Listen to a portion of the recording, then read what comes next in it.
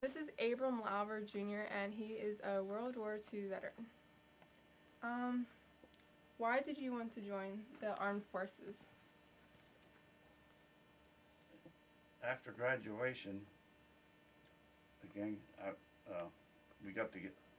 fellas got together and we decided that if everybody's going to be drafted, and if we wanted to choose our branch of service, we have to enlist. And I chose the Air Force, and rather than the infantry, because it was a big difference on what I would have been doing. So that was the reason.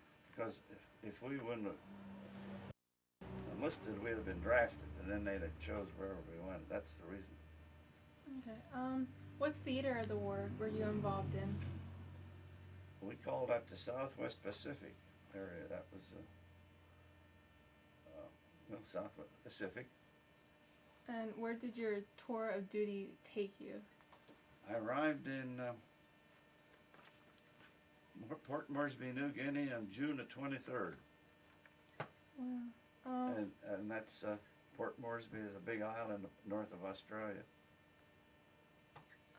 What kind of training did you receive? Well, in the States, the only thing I got trained at really was I went to school in Denver, Colorado to be a clerk in the Air Force. I learned to type 25 words a minute in 7 weeks I was there. That wasn't all we did. And fill out their forms that I probably would encounter. And then we went on bivouacking trips, fired the weapons, and that's normal for everybody that went in and did that. That's the only training I had. I learned by experience when I got over it. What was it like for you to leave your family? Well, we were a close-knit family, and you had to have a good sense of responsibility you can do on your own. So, but I was 20, I guess around 20 when I left, and I was a big boy, you'd say. But it wasn't easy to pack up, and the fact that you're not knowing when you're going to come back, if you're even going to get back till it's war's over.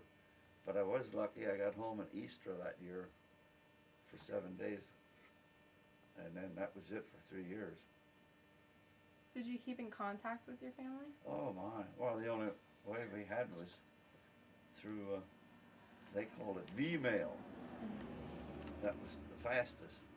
You just had a little piece of paper, and they took a picture of it, send it back on tape, and then they print it again, and you get this letter. Otherwise, it took about 6 weeks to get a letter back and forth. They kept me supplied in goodie boxes. Every goodie box had a roll of film in it, and I took pictures galore. Did you make any lifetime friends? Well, no. There's one that's out in Tucson, Arizona. I just called him last night when I come back. He was going to come, but he had a so come, and that's the only one that I really correspond with. And we had over 200 people in our at one time. Now some came and some went, and some were plane wrecked and they got killed. But it was 30 people. But that was 60 years ago. Yesterday the other day at this convention, they read off a list of names that died in the last 2 years of their outfit. So that we're dying off pretty fast, World War II veterans. What was the Pacific unit you were assigned to? Well, the 22nd Troop Carrier Squadron of the 374th Troop Carrier Group of the 54th Wing of the 5th Air Force. That's down to the 22nd Squadron. We had approximately 20 airplanes similar to that, and a crew was 4 people, and we hauled, or am I getting ahead of myself? Well, we hauled ammunition, we hauled food, we hauled bodies, we moved a unit, lock, stock, and barrel. They'd load on the plane, and we'd take them. This was an aggressive war. It just kept going step by step by step, and we had to keep moving the people and the supplies after. And that was what our mission was, to supply them. New Guinea was an island with no roads except along the ocean. And the only way the fighting was up in the mountains. So we parachuted the supplies in, or took the area and then made a runway where we could fly in. When I first got there, they were taking the supplies by mule over the mountains. They'd cut a path in the forest, and they got these natives trained to lead a mule with a pack on.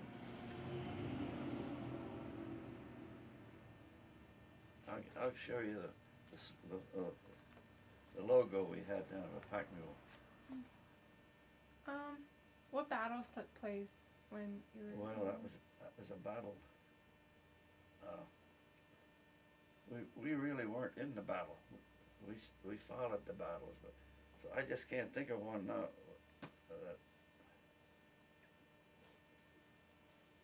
There was one that I wasn't involved, but our squadron was. They wanted to take a special place, so they got the infantry there, and we loaded them on a lot of airplanes, and they parachuted into the area. And that was Markham Valley was that battle. The only one that I can think of that I was closely related to. Yeah. Because as it moved on, there was battles pretty far away. Yeah. What was a typical day like for you? Well, I was operations sergeant. That meant I collated the planes, the trips, the pilots, the radio operator, and everybody together. And then I'd see they'd get off in the morning. And then I recorded each day where that plane went, and then when they come back, how many hours that they flew. And I had to know if the plane didn't come in, where it stayed overnight. I had to keep all that information. Mm-hmm. And then during the day, I'd record that Lieutenant John Jones flew so many hours that day. And then when I tried to keep them all evenly, that one didn't get 100 and then the other one get only 20, because they knew if they could get 100, they didn't have to fly for a while. Yeah. So we tried to keep it. And then we had a real good R&R situation. We flew a lot of supplies out of Australia, so maybe a crew would take a plane down, and there'd be a crew there vacationing, and they'd bring a plane back. So I got to go to Melbourne, Australia, Sydney, Brisbane, Mackay, and we lived in Townsville, so I got all the big towns. I had a good CO. What were the living conditions like? Well, in Townsville, we all lived in tents. And then we moved up to New Guinea, we lived in tents. And we went to Manila in tents. There was no barracks. One officer said that his unit was fortunate enough that the officers got to live in a barracks someplace in New Guinea. I don't know where that was, but it was always tents. You tore down your tent and moved it. Took it along. Now in Manila, a lot of the units got to live in a hotel, but we were chose to live in tents in Manila, close to the airfield. Yeah. What was the happiest or funniest moment you remember to this day? Coming home. Well, let's see.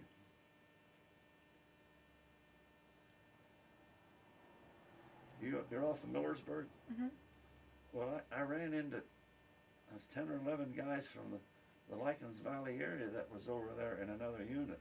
And that was quite an experience to meet all these guys, and I knew them all. Lefty Coleman, one of the Boyers, a couple of Lankers, I have a picture if you want to see it then. Yeah. But that was fun to see those guys. And Lefty Coleman, I don't know if you know who. No. Anyhow, he lives back at the VFW. And he was so enthused with airplanes over there. He came home and bought himself a farm and got himself an airplane and had a strip back at the VFW. And when he was over there, he said, Abe, could I sit in the pilot seat and look out the window? Yeah, so I quick got my camera and took a picture. That's cool. Was, and when I knew there were several planes going to be staying overnight someplace else, we had all this extra food. And I'd run down and get those guys and bring them up because they were living out of cans. And we always had fresh food because we'd fly down to Australia every week and get a load of fresh food, milk and eggs and beef and potatoes and all that stuff. We bought it. So they got a treat every so often. Can you describe your feelings during the war? I heard something the other day that really touched me. That a lady out there said she was in some place and they had a number of people addressing this group, and one of them said that she is so thankful that our soldiers won the war in the Pacific, or we'd all be talking Japanese now. That's true. Does that answer that question? Yeah. Do you have any interesting stories you would like to share? Well, one day some of these guys came up from the old Millersburg area, and we were just ready to take a load of supplies up in a native village where the Australians were trying to civilize these. And they had made a nice place for us to land. Didn't take too much space for these kind of planes to land. But I said to the pilot, these guys would like to go on for a ride. Okay, no problem.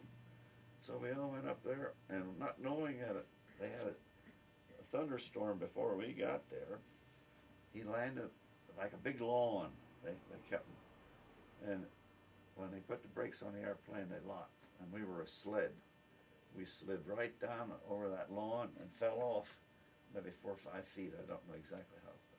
But that was the excitement. I often remember that. And these guys, we got out of the plane, and they looked at see if there was any damage, and it didn't appear.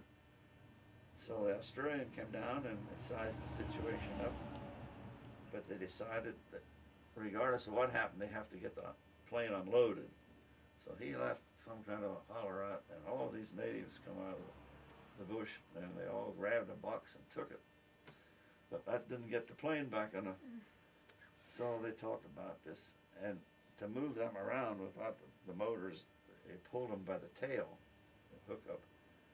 So he said he had a big rope, heavy rope, that he believes if they tie that on and get some more natives down, they could pull that back on the runway. And that's what we did. Wow. And there was no damage. So we took off, but that's another one I'll never forget. And another time I went along with the group, and while we were there, a storm came up, and it got that bad we couldn't take off, and we had to stay overnight. And living with those headhunters, I'll show you the pictures. It was a little doubtful if you were safe or not. But it was. I slept in a bamboo building that was about 6 foot off of the ground. Next morning the sun came out, and the Australian came down, and this native, must have been a houseboy, had this big bow and arrow over his shoulder, and I said, are they pretty sharp shooters? He says, tell me what you want him to hit. I said, shooting the corner of that building. So he pulls it right as close as he could get to the corner of the building. So I says, he's pretty sharp. What was your biggest accomplishment? Well, I learned to type. That was one little thing. And I grew up, I think, and I learned to work with people, because that was a big item. Instead of people pulling apart, you had to work together to get the job done. And I think I did a pretty good job of. I must have, because I went as high as I could in the enlisted ranks. except first sergeant. But then I come home and I lost that. Then I joined the reserves. We started in Millersburg in '57 as a corporal. Then I went up to the top again. So I got 32 years of military, 23 overseas and 29 in the States. What was different when you came home? Well,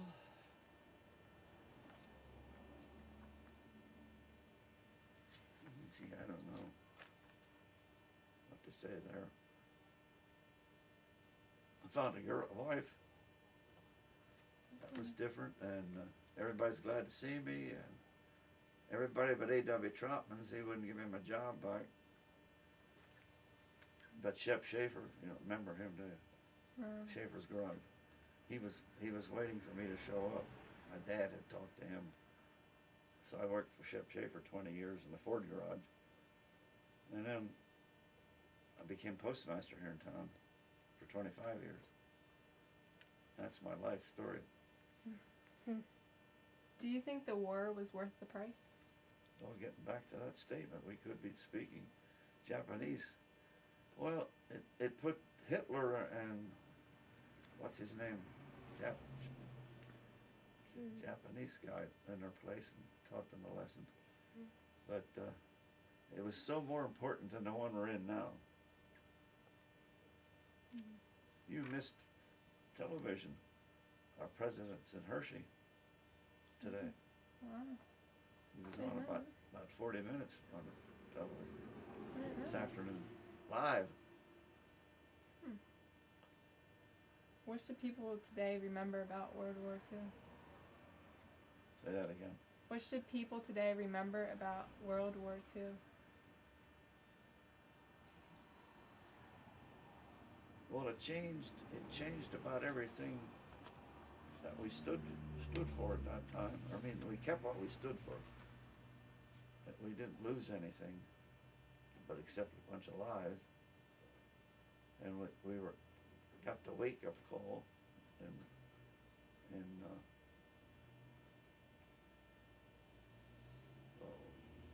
WWII for the Japs. We weren't with it right at that time, so we got the wake-up call.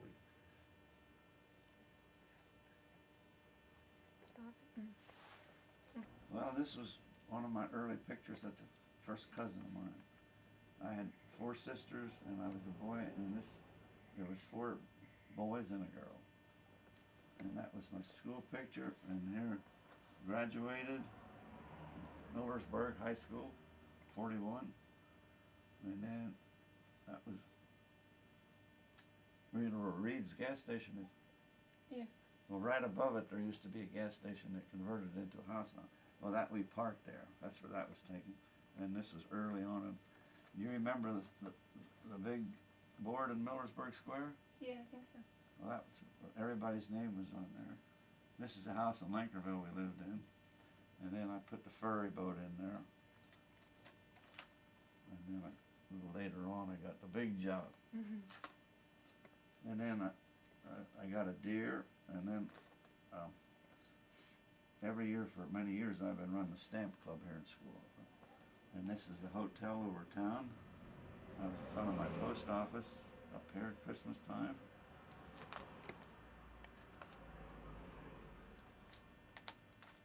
And this was the snow we had here up front. When the flood, Agnes went through, we were 4 foot of water in here. And then I was inducted in New Cumberland. I know. And then we got clothing. And then I went to Miami Beach. I was down there for a couple of days. And this is when we crossed the equator. We got this card. Then Fort Logan, Colorado, where we went to school. And we were on a trip out to west. And I was home for Easter. And then we went back through California where we got on the boat. And this is Port Moresby then. And wasn't much of a place, but it was a place where ships went in. But now they say it's a big resort. And then this is a runway. At Port Moresby they had, I think it's 5 different runways, because we had fighters, we had a couple types of bombers, and then we had for transports, and each type of plane had their own runway. And then I was washing my clothes. We cut a 50-gallon drum in half, and to heat the water, we took a gallon can and filled it half full of sand and tapped airplane gas into it, and throw matches to it to heat our water. And if you know, the Army had big trucks. In order to get them up front, they cut them in half, put a little wheel here, and with front wheel drive, they could drive that half in the airplane. And then the other half they used to pocket tackle. That way they could take it up where there was no roads to get there. And then, see all of those things in there? It's either panties or brassieres. Every time they took a load on to Australia, they painted them on there. And this was one of the guys. He had his puppy on the hood. Aww. And then I'm stamping up. So MacArthur, Truman, and here we had an air raid, I think, coming over. And that's the kind of natives were there, and the men. And this is a buddy, and I got my hair cut, and I think we were sweating on an air raid there.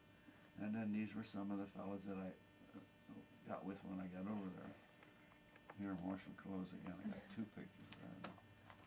And here I think his name was, I forget what it was, got an award. And here, this was the award ceremony. And this lady did my laundry in Australia. She lived there. And this was at the railroad station in Townsville, Australia. Here I am, there I am. This was in Sydney. This was in Townsville. Townsville. This was the air depot where my office was in this building. And this is the kind of people we... And this was my one boss. And this was John Dahl from California. He was under me. And this, he was over me at first. And here, that's John Dahl again. Every time a big plane came in bigger than ours, I'd sneak down and take a picture. And these are Japs. My pictures are 60 years old, or getting a little, but that was a load of Japs they brought down, and if they'd stayed in the airplane, they'd have smothered it. It got so hot. So they get them out and sit underneath the airplane until it's time to, I don't know where they ever took them. And this is our logo, not a very good picture, but it's a donkey. I'll get you a picture. This is the Sydney Harbor. You've seen that, I imagine, already. And this is me laying in the park in Sydney. And we met a couple of girls over in Australia. It was good. All the fellas were up in the islands, and the girls were lonely. You ever hear of Amelia Earhart? Yeah. That's where she took off from. See up there, L-A-E. And this is Carol Landis, who was a movie star that was over there. She didn't wear a brassiere either. When she got in the airplane, the boobies fell out, and she just went like this. And there I am in front of her office. There's that Lefty Coleman now from Millersburg.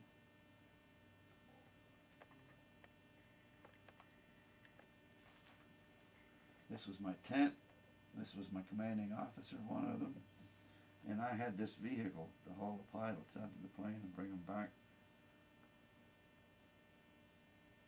And here Captain Hunter has some buddies.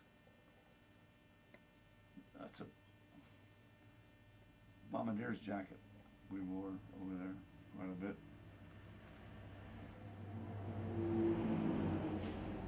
I had some of these pictures up to Trevorton, 8th grade, a number of years ago. And all these women, they didn't wear nothing but around their upper part, just around their bottom, a piece of cloth. And the kid said, "Hey, you ought to be ashamed of yourself having pictures like that." Now this, I think, is over in, when they signed the peace with Japan.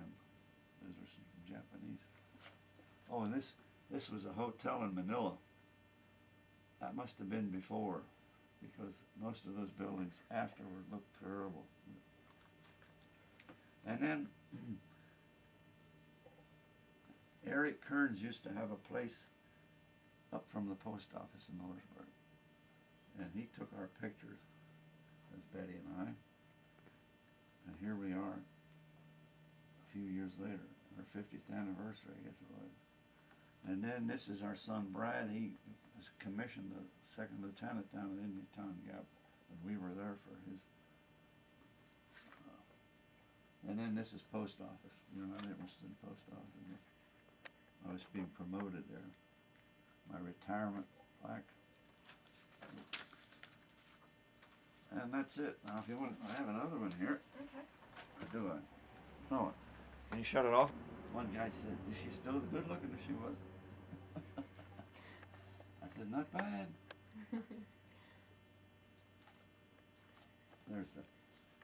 There's our logo. See the pack mule? Yeah. And this was discharged. 8th of December 1945 at the Indian Town Gap. Are you ready? Yeah, I'm going. Oh.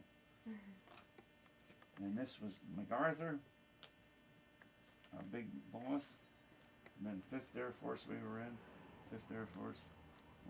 We wore this size on our jackets. And then that's little New Cumberland again.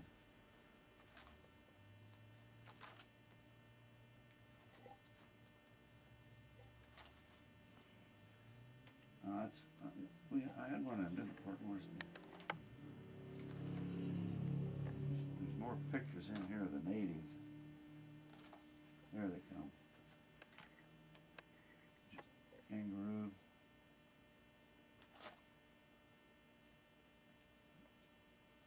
If you see a woman with a lot of white stuff around her, shells. And the more shells you have, the richer you are. Now here's an anthill. See that? Somebody's up on top of the anthill. That was in Australia. Now here's the guys from Millersburg. Up here.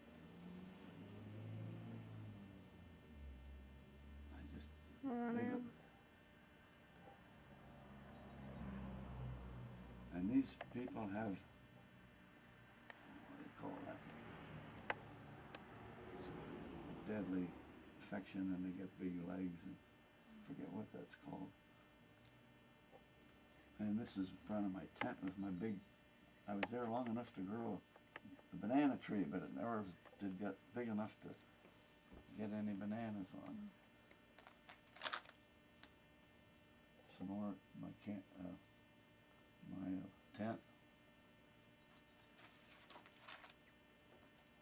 Some more. Somewhere I have a picture of a general talking to. See that one? Oh. Here. See all the white stuff hanging around her neck? Mm-hmm. She's wealthy. Okay. And they were just shells. As far as me, they were just shells. Not to them, I guess there was. Japs made it in. And there's some more of these Millersburg guys. There's Coleman, Carroll. A lot of duplicates. And here, back.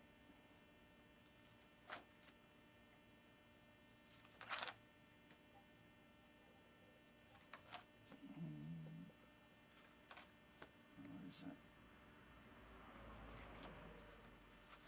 We must have got two. There's a picture of the airplanes dropping paratroopers.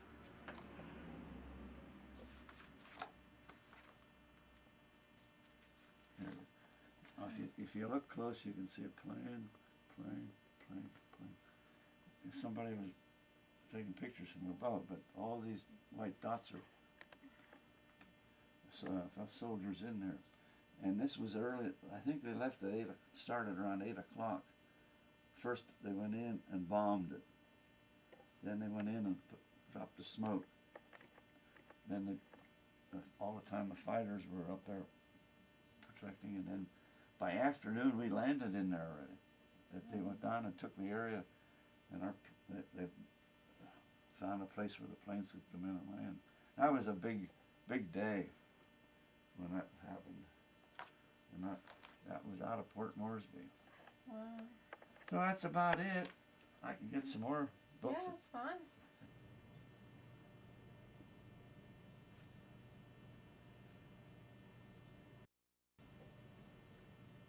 I'd imagine it was New Guinea, and it was, I would assume, all the pilots and crews that were there that day, and it's a type C-46 airplane, which was larger than the original C-47s we had. If this is so.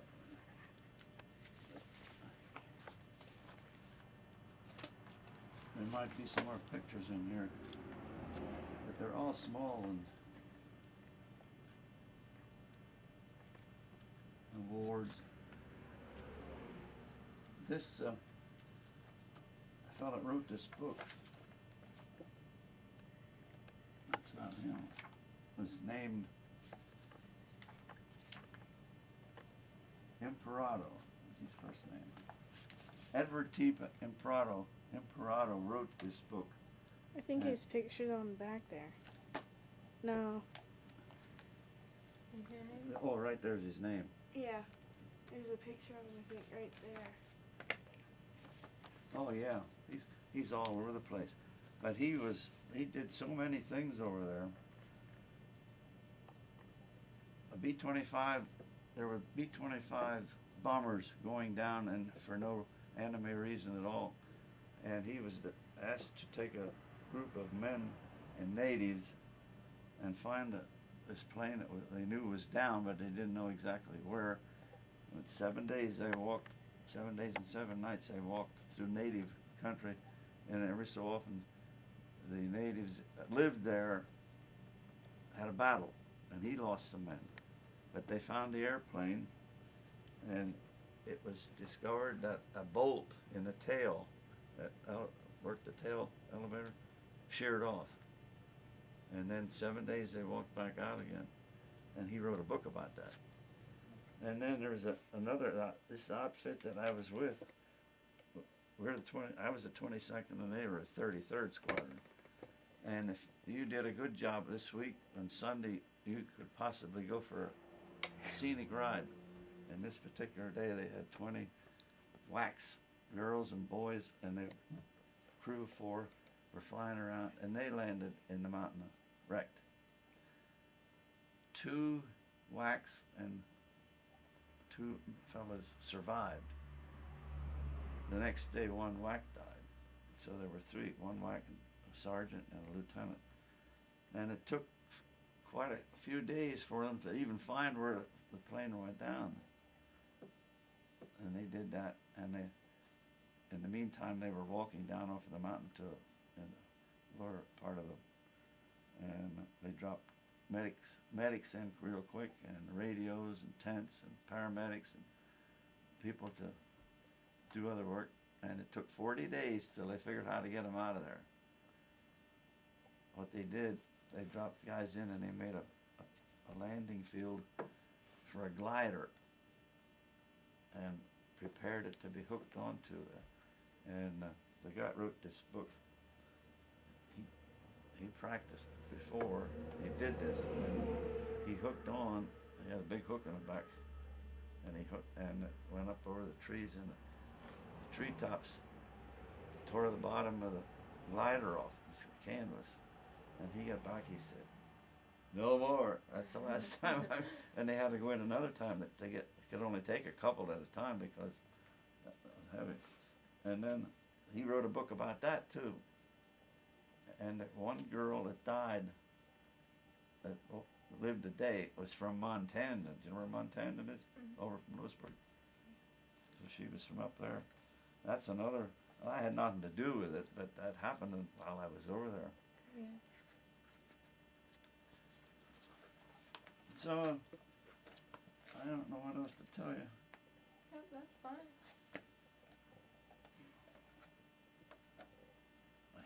I have pictures somewhere. Where in Tokyo over there? Signing the.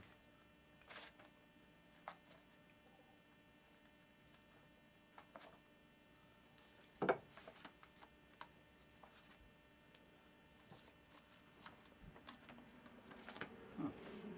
That would be in the back of the book.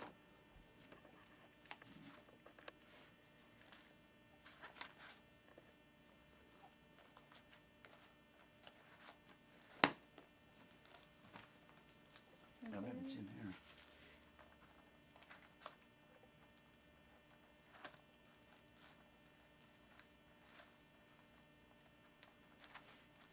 Well, that's one of them. They were over there. I must have pulled that other one out of there for some reason. Maybe somebody's removed it myself. But it showed like my captain was this guy walking through the crowd of Japanese. It had to be.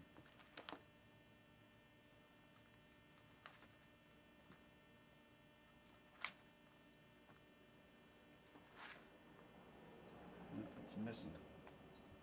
But that was this guy here was CO, and there he is.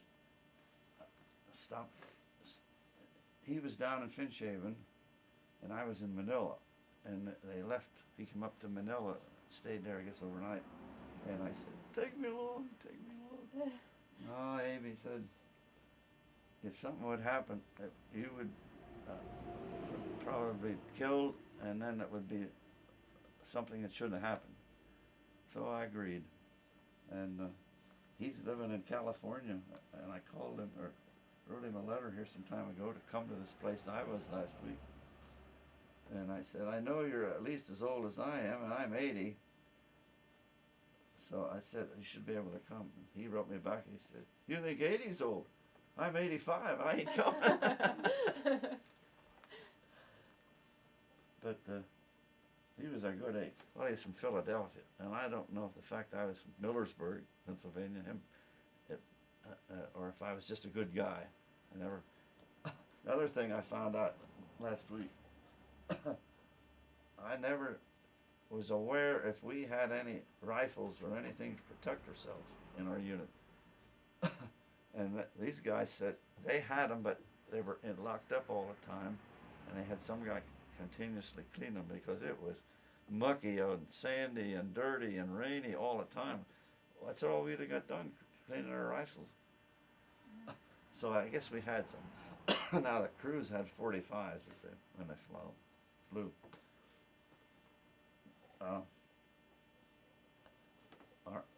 A lot of our mission was dropping supplies where they couldn't land with parachutes.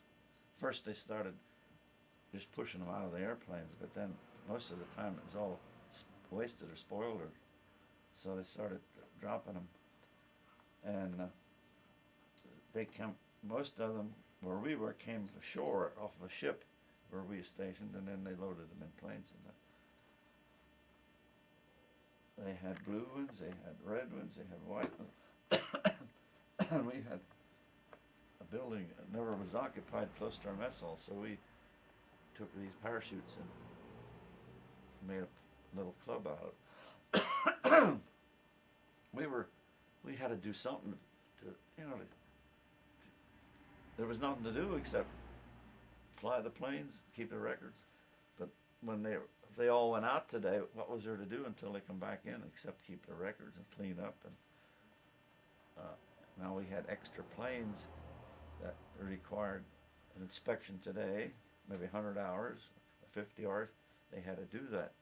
And then there was a pilot from, I think it was Wilkes-Barre, Scranton, was in our outfit, nice guy. He was the assistant engineering officer, and they'd tell me plane so-and-so has to be test hopped. So I'd go get him most of the time, then he'd let me be co-pilot. So, and then we'd go swimming. Finchhaven, we were close to the ocean. Oh, Amelia Earhart, did I say that? Mm-hmm.